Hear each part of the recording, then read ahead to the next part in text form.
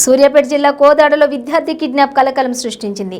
SV విద్యా సంస్థల chairman Saideswararao తమ మనవడు కార్తికేయను స్కూల్ నుండి తీసుకుని వస్తుండగా సుమారు 10 మంది ఆయనపై దాడి చేసి బాలుడిని తీసుకుని కారులో పరారయ్యారు. సైదేశ్వరరావు కుమార్తె భర్తకు దూరంగా ఉండటంతో పాటు ఆమె విదేశాలకు వెళ్తూ కుమారుణ్ణి అమ్మమ్మ దగ్గర ఉంచి వెళ్ళింది. భార్యాభర్తల మధ్య కోర్టులో వివాదం కొనసాగుతోంది. బాబును తనకివ్వాలని బాబు తండ్రి, ఆయన తరపు కుటుంబ సభ్యులు గతంలో కూడా కళాశాల వద్ద ఘర్షణకు దిగారు.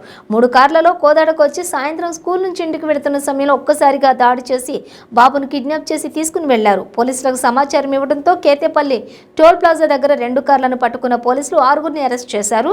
బాబు తండ్రి పరారీలో ఉన్నట్లు పోలీసులు తెలిపారు.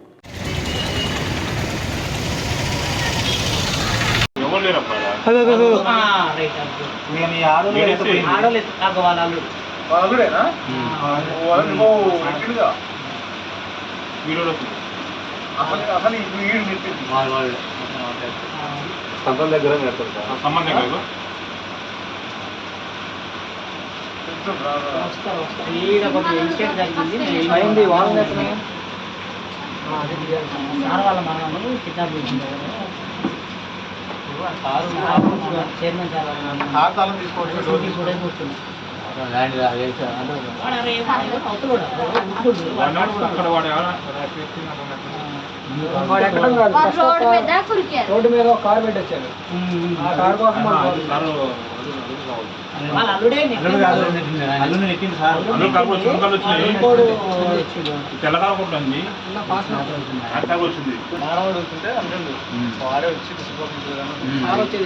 సాయంత్రం 5 గంటలకి ఆ మనవాడిని స్కూల్ నుంచి నేను నా భార్య తీసుకొని వస్తుండగా ఇంటి ముందుకి కారు వచ్చి కారు దిగే క్రమంలో డోర్ తీయగానే మా అల్లుడు వెంకట ప్రవీణ్ ఒక 10 మంది వ్యక్తులతోటి 2 ఆడవాళ్ళు మా మీద దాడి చేసి పిల్లవాడిని గుంజుకొని మేము అడ్డుకోగా మా మీద చేయి చేసుకొని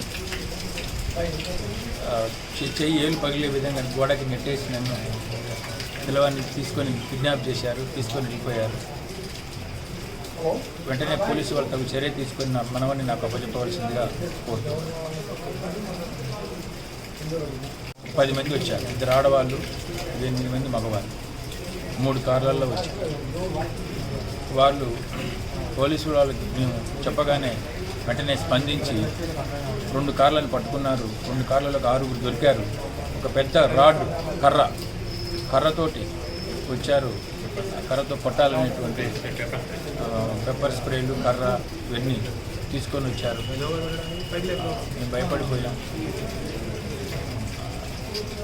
పోలీసు వాళ్ళు వెంటనే స్పందించి పిల్లవాడు దొరకలేదు. ఇంకా